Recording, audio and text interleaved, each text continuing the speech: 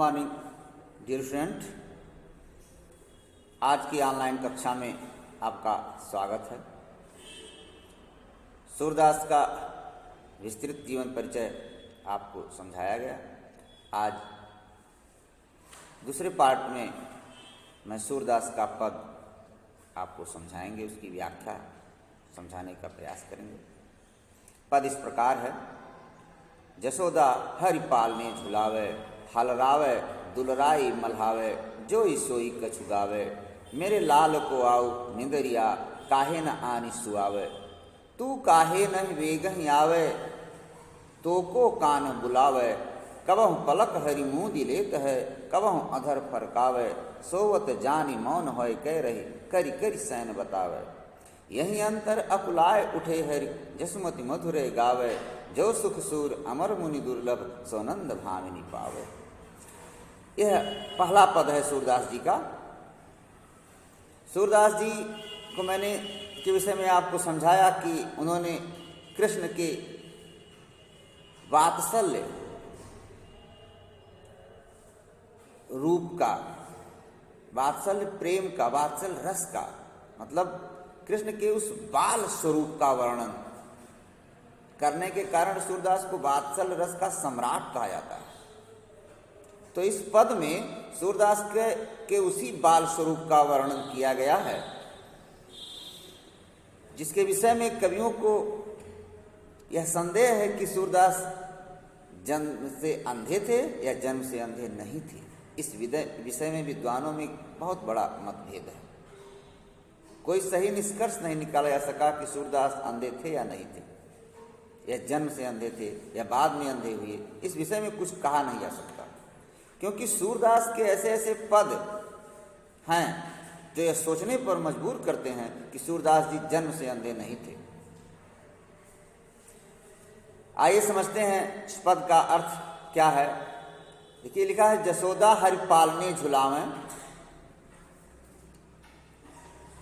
तो सूरदास जी कृष्ण के जिस का वर्णन उन्होंने किया, और यहाँ लिखा है जसोदा हरि पालने झुलावें, तो यह जसोदा कृष्ण की माता हैं। कौन सी माता हैं? जन्म देने वाली माता नहीं है, लालन पालन करने वाली वह माँ है। उन्होंने कृष्ण का केवल पालन पोषण किया था, और कृष्ण को जन्म देने वाली माँ का नाम देवकी है, पिता का नाम वसुदेव है। आप यह जानते होंगे कि कृष्ण का जन्म कंस की नगरी मथुरा में, उसके कारागार में हुआ था, और जब वह पैदा हुए उस समय ईश्वर की कृपा से वसुदेव को यह दिव्य ज्ञान हुआ, यह आकाशवाणी हुई कि इस बालक को नंद के घर ले जाओ, और वह तुरंत उस कारागार के समस्त दरवाजे जो बंद थे खुल गए, समस्त प्रहरी सो गए, और वसुदेव कृष्ण को लेकर यमुना पार करते हुए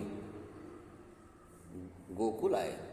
वहाँ नंद के पास, नंद के घर पहुँचाने के बाद पुनः वापस चले गए।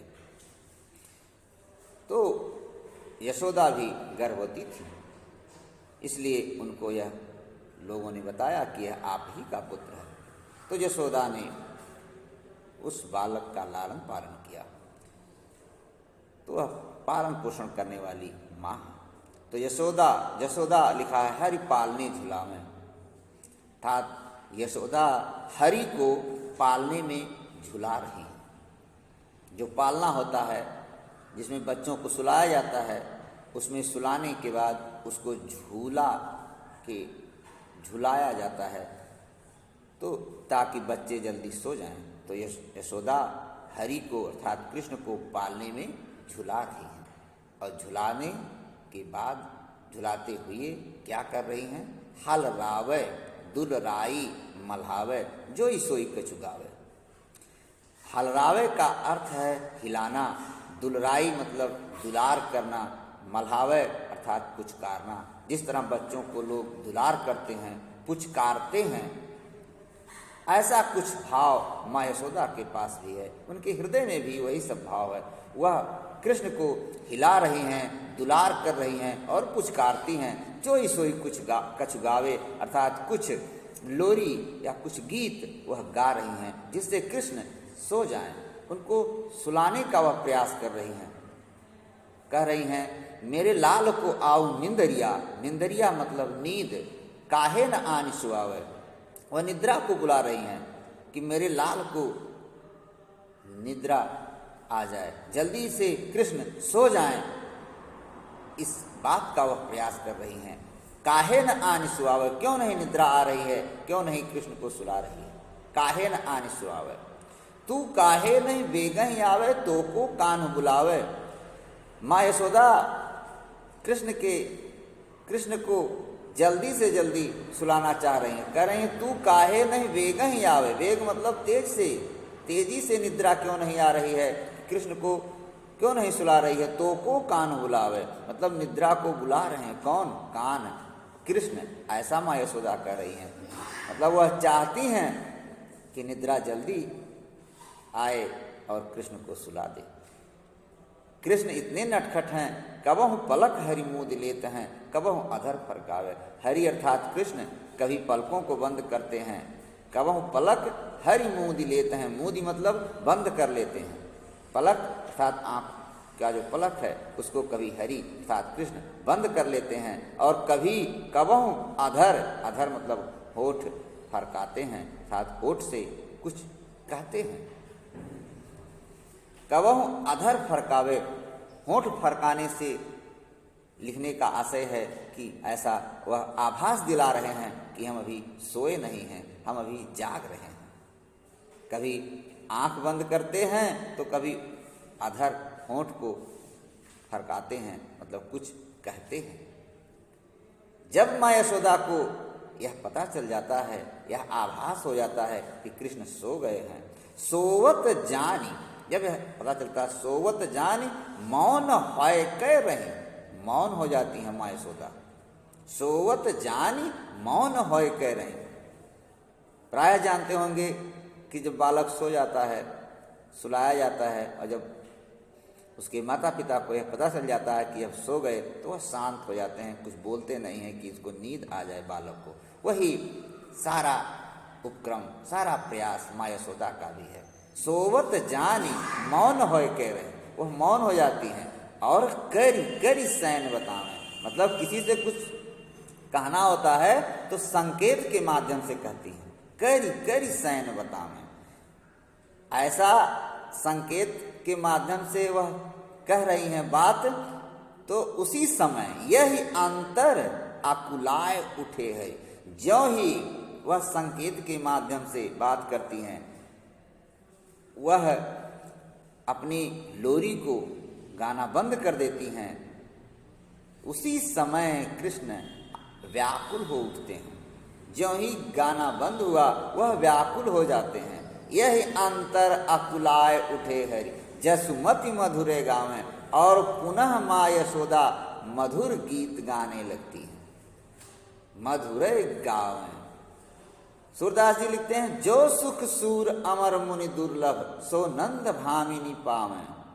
सूरदास जी कह रहे हैं, जो सुख बड़े बड़े मुनियों को, बड़े बड़े सन्यासियों को दुर्लभ है, जो अमरता प्राप्त करने के लिए तपस्या में लीन हैं, उनको वह दुर्लभ है।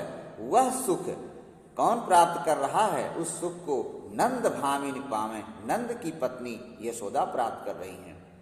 सुख से तात्पर्य है कृष्ण का जो है लालन पालन करना, कृष्ण का के सानिध्य में रहना, कृष्ण के माँ होने का गौरव प्राप्त करना, क्योंकि कृष्ण ब्रह्म अंश हैं। इसलिए सूरदास जी ने कृष्ण को ब्रह्म का रूप मानकर ही उनके विविध लीलाओं का वर्णन किया है। वह अंशावतार हैं भगवान के। तो यहाँ सूरदास में कृष्ण के प्रति जो भक्ति है, उस भक्ति को भी दिखाया गया है इस पद में। भावार्थ इसका आपने समझा कि किस प्रकार सूरदास कृष्ण के उस बाल स्वरूप का वर्णन करते हैं। जब वह पालने में हैं तब भी इतना नटखट हैं कि वह सो नहीं रहे हैं, और उनके न सोने के कारण माँ यशोदा कितना परेशान हो रही हैं, उनको कितना बार बार सुलाने का प्रयास कर रही हैं। इस प्रकार इस पहले पद का भावार्थ आपने समझा। धन्यवाद। फिर अगला वीडियो अगले दिन।